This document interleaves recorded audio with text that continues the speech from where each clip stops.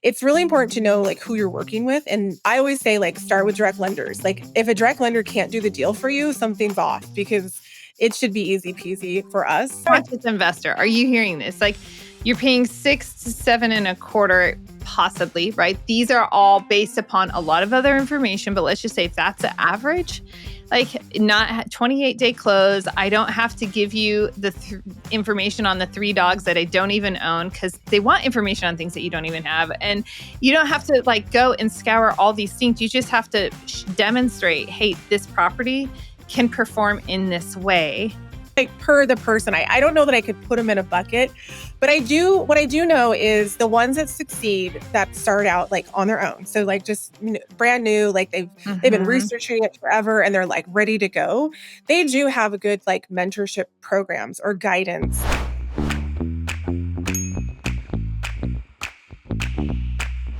Welcome back, or welcome to the Conscious Investor Podcast, the show where we talk about health, mindset, and wealth building strategies. Today, I am so excited to be joined by my friend Melissa. Now, here's the deal.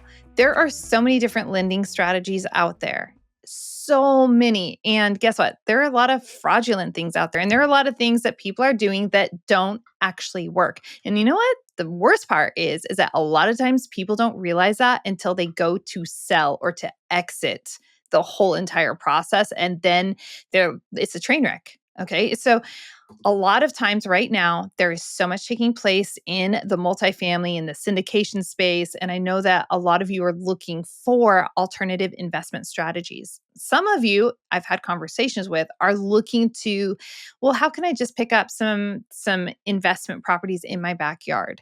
And that's one of the main reasons I wanted to invite Melissa to the show, because this is her zone of expertise, financing for investors.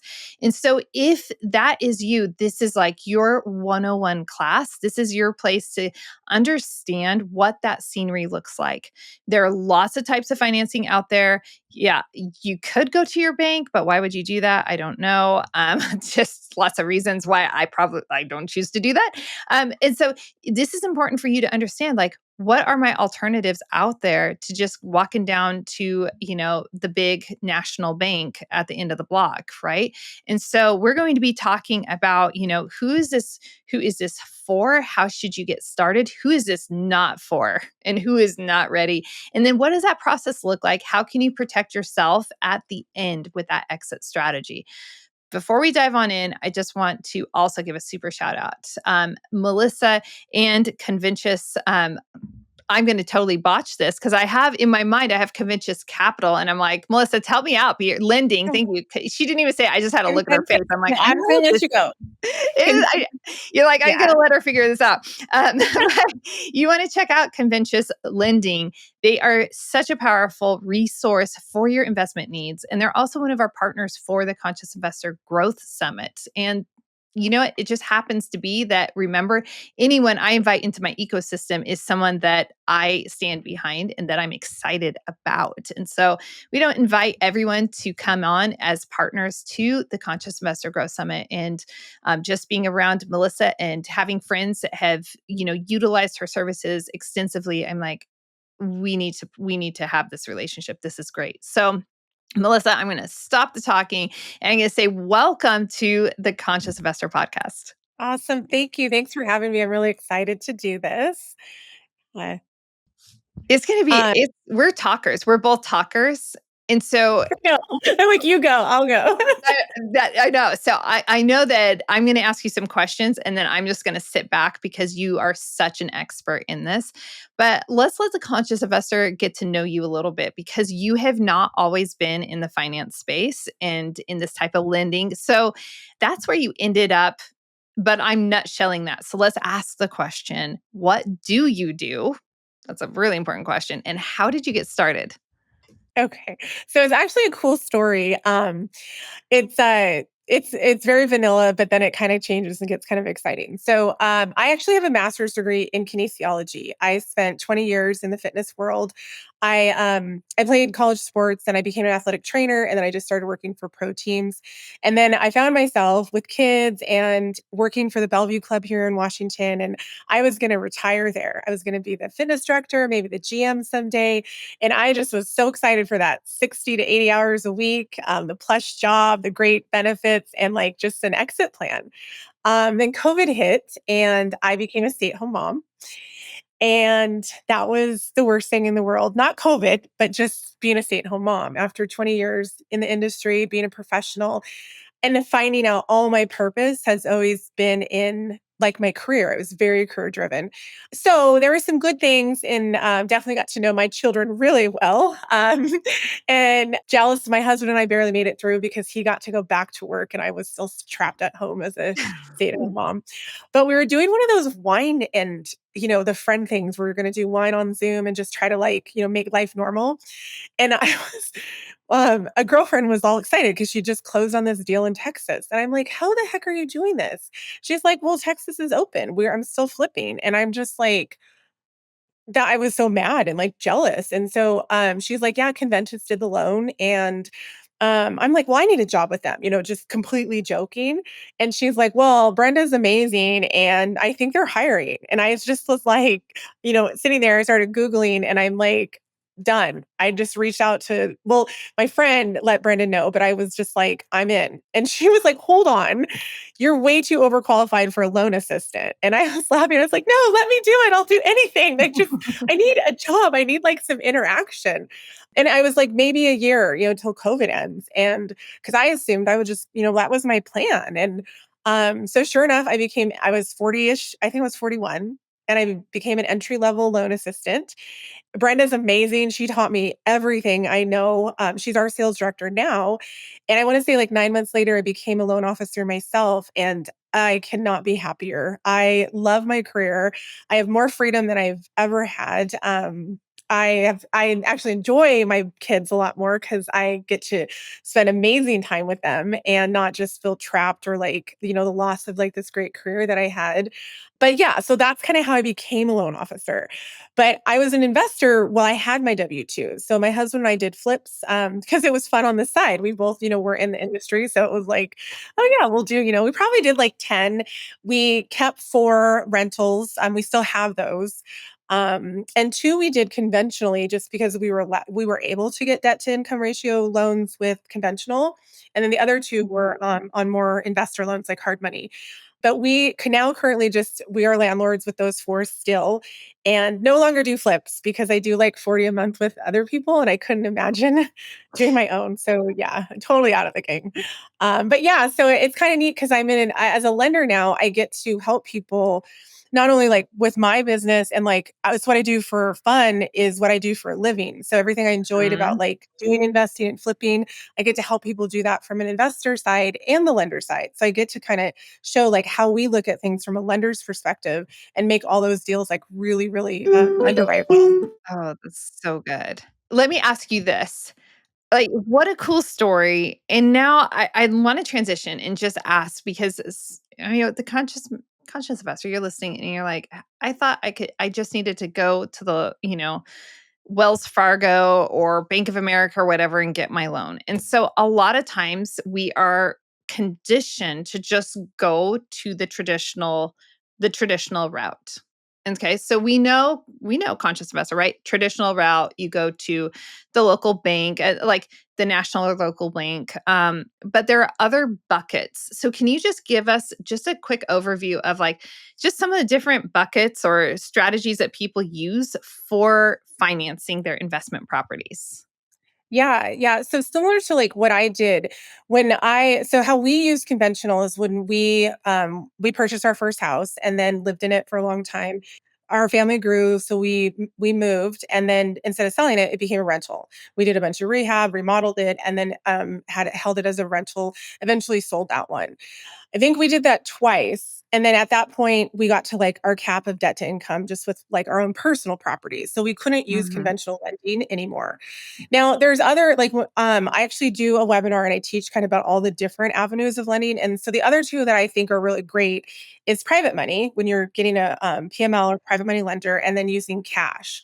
And so those are three avenues that they're like very restricted. So PMLs can only usually great for certain situations. They're short term and they're usually expensive, but they help you get through like jams. When I can't do a loan for someone, I have a couple PMLs that I'm like, you got to talk to them. Like they could help you. And then cash is always good too, but I grew up in a generation of like, if you didn't have enough cash, don't buy it. Like you don't put stuff on credit. And then now the generation we live in, it's kind of like, well, there's got to be some, happy medium. And so Mhm. I think you do need to have enough reserves for that, rainy day or another pandemic. But also like you don't want to use all your cash because you don't, you want to keep scaling. So it kind of depends on like your plan.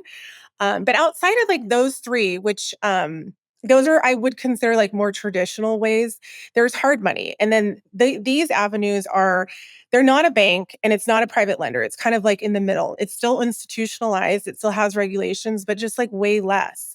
So we lend on bridge loans, which is like fix and flips, renovations, and construction loans. So we'll do ground up construction.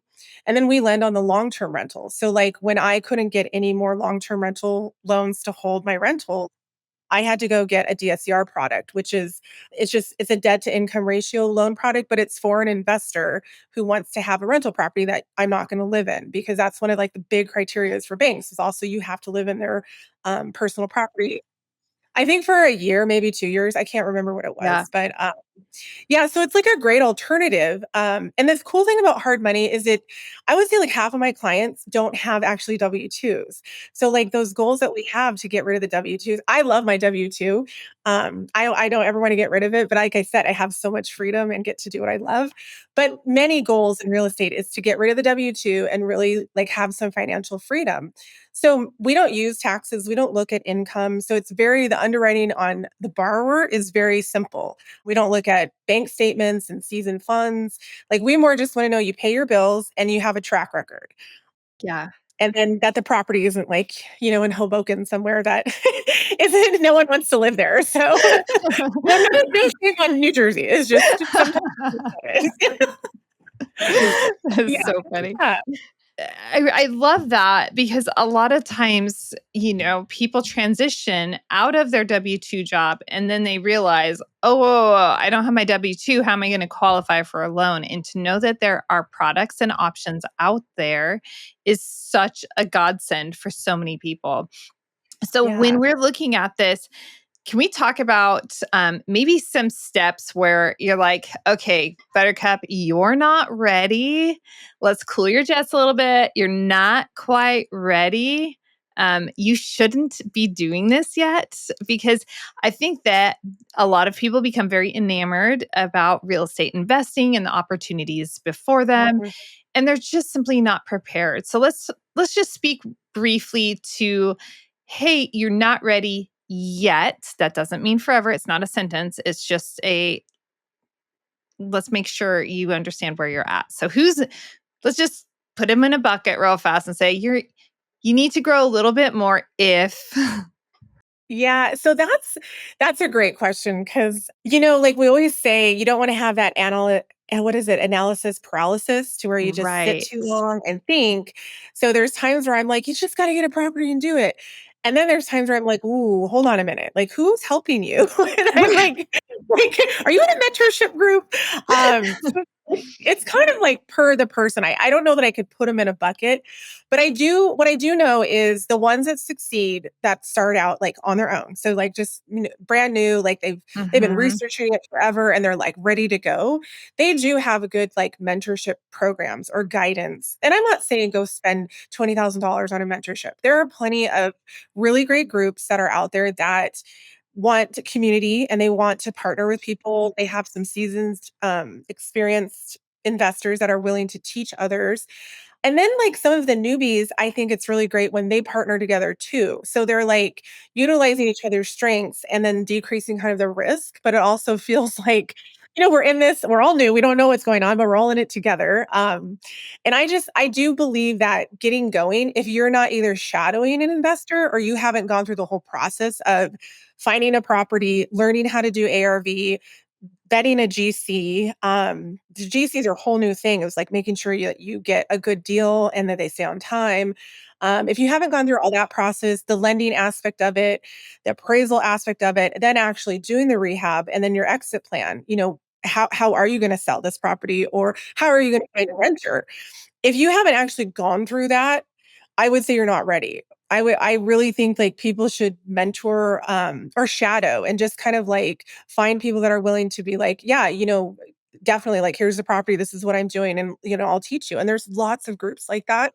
And then also I think that building a team and like a lot of times, like going back to the GCs, I think they have a lot of really great experience that I know that some of my newer borrowers are relying heavily on experienced GCs that do a lot of flips. And I think that's just like also a great resource because they are the actual ones that are making your deal happen. Like they're making that ARV hit, they're making that rehab happen. So it really like being prepared, having like this is one thing I talk about is like building a team around you, having resources to even like if something goes wrong, like what do I do if my GCs quit? Or what do I do if I get into it and find out that all the piping is copper and I have to replace everything and it's out of budget. And these are real things that happen.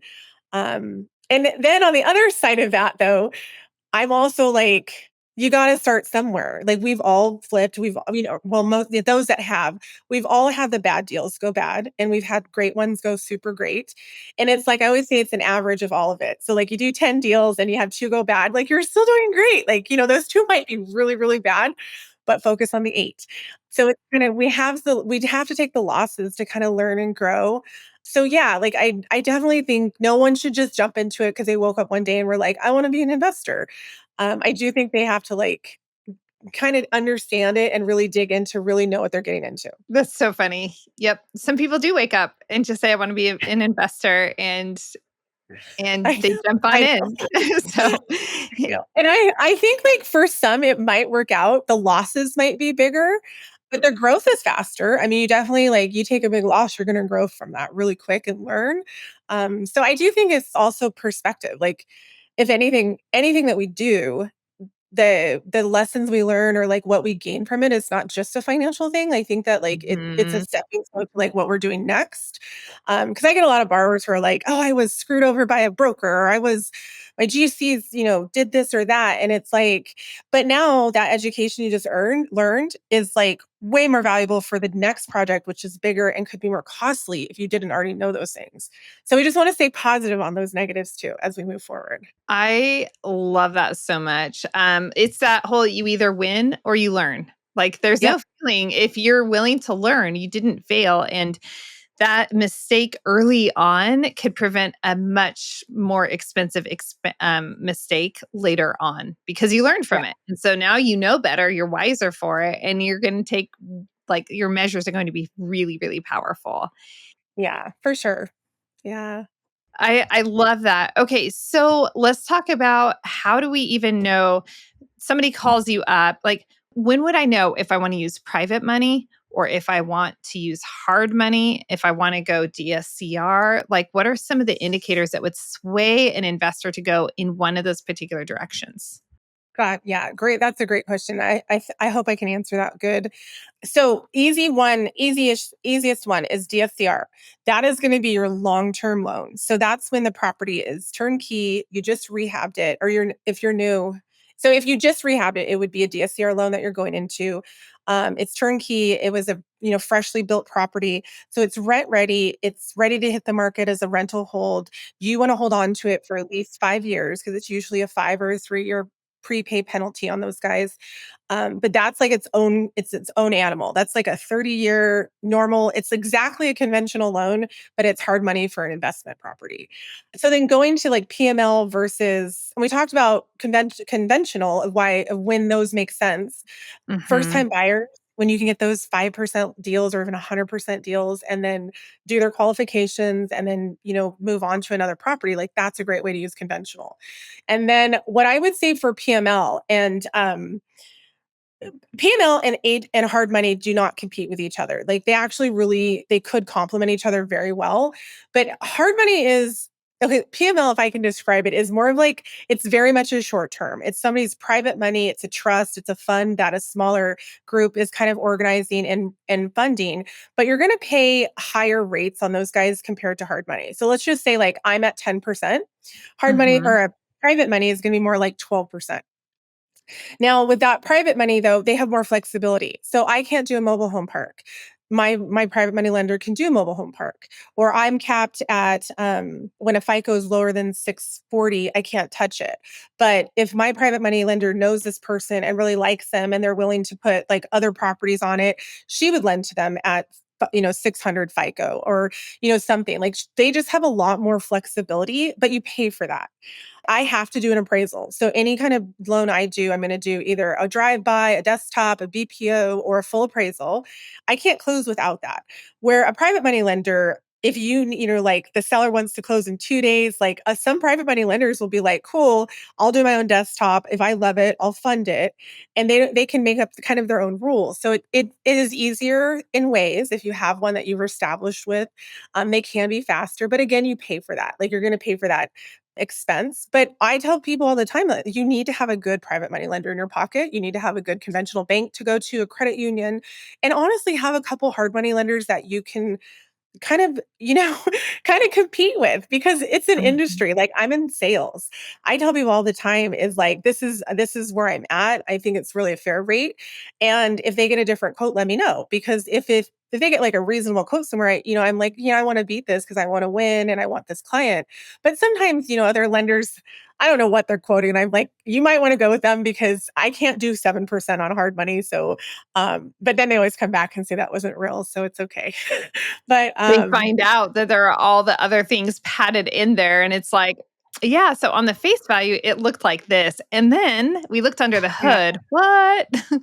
I know. And so I'm always like, oh, geez, you go with that one. That one's great. But they're never really apples to apples. So, but yeah, so I would say an investor should, and also like a lot of PMLs want to do like smaller amounts. So they're like 50,000, under 100,000, like they'll do a promissory note, they'll Mhm. do a lien on a property. Where if you're in California, you're buying properties for like 900,000 and doing a couple 100,000 in rehab. So you're not going to find a PML that's going to do such a big chunk of change. So that's really like what I would suggest someone start with is like a hard money lender, find out where they're at, and then if any other PMLs can beat that or compete with it, like price wise, they're probably not gonna. So I always kind of save the PMLs for just those special things that like your favorite hard money lenders couldn't do.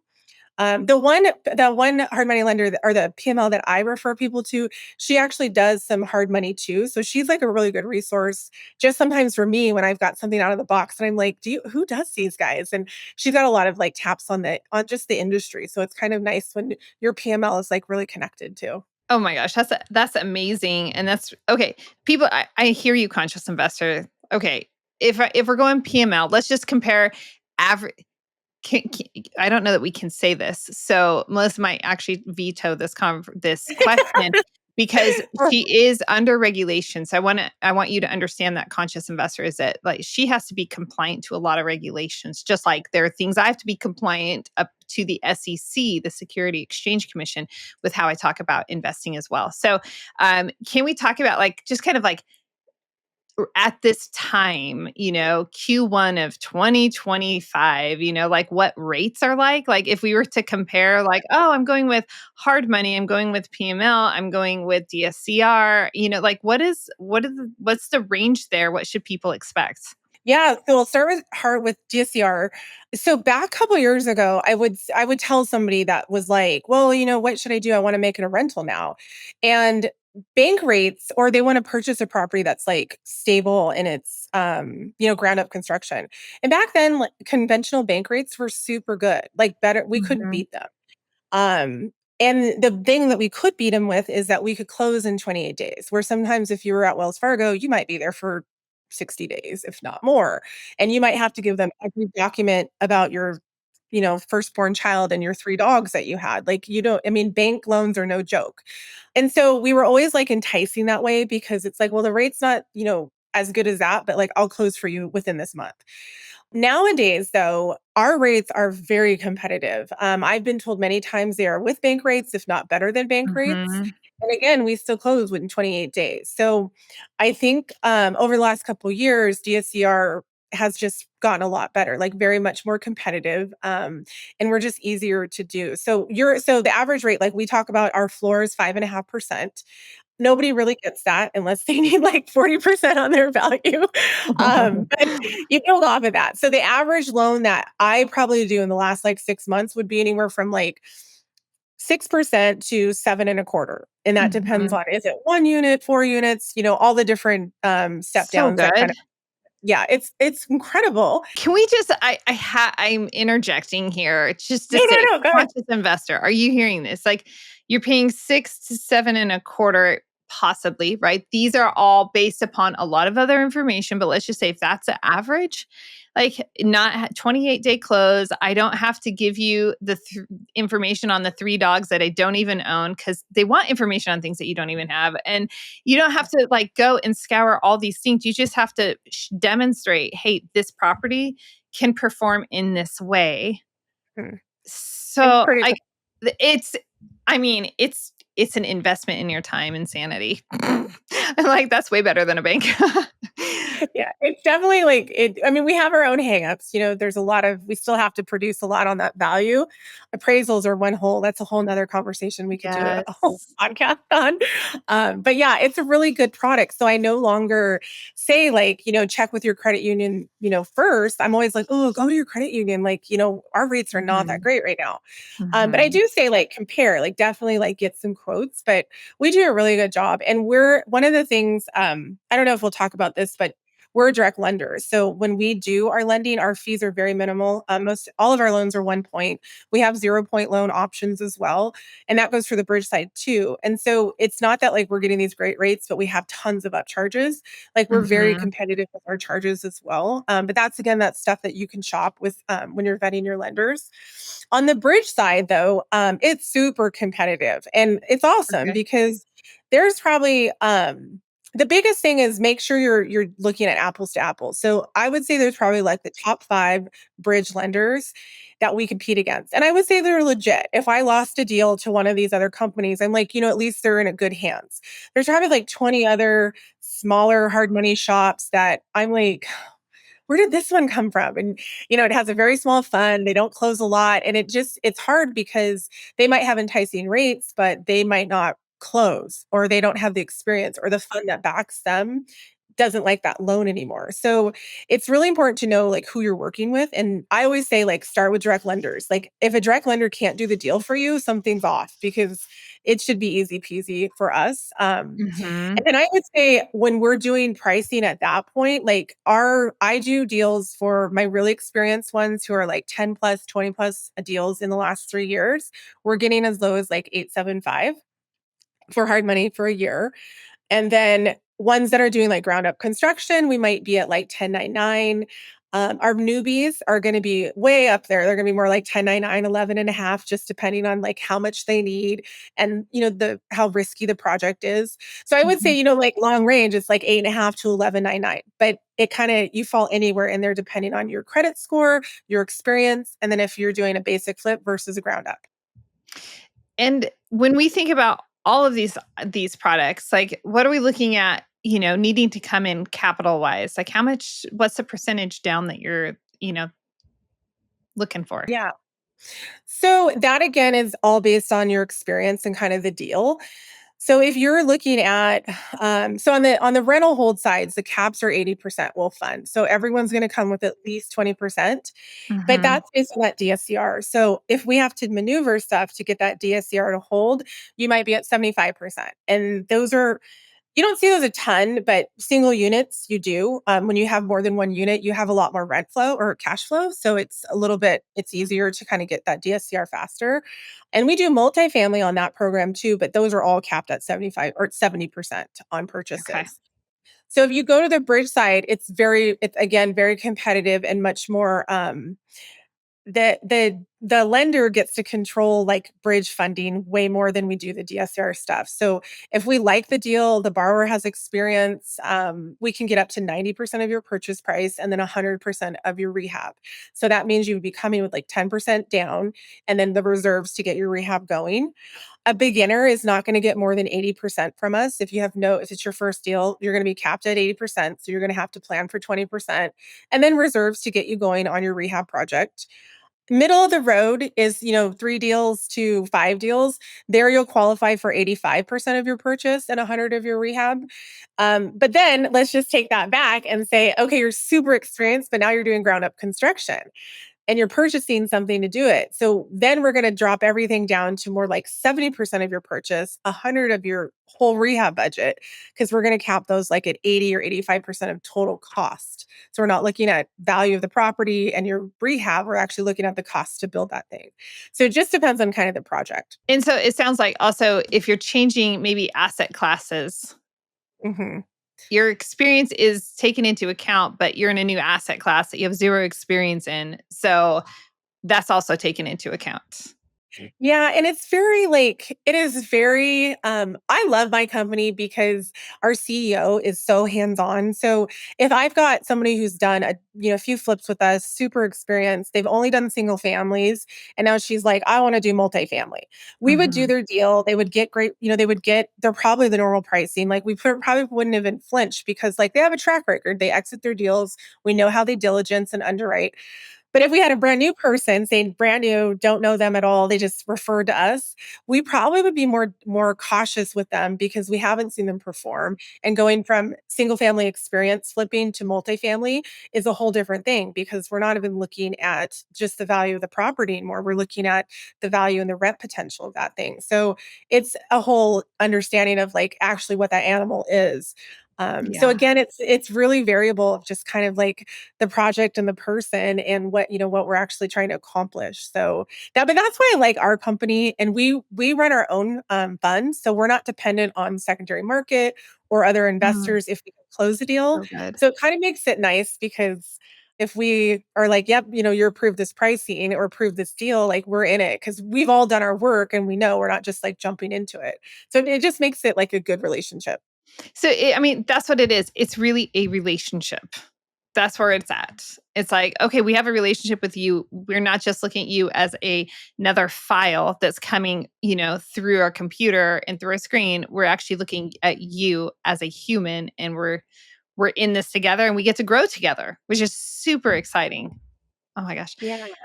Melissa, you and I could go on. There's so many other questions. So here's what I'm going to recommend to you, conscious investor. If all of this is starting to get your synapses firing and making you think, oh, that's closer, it's not so far out of reach as I anticipated.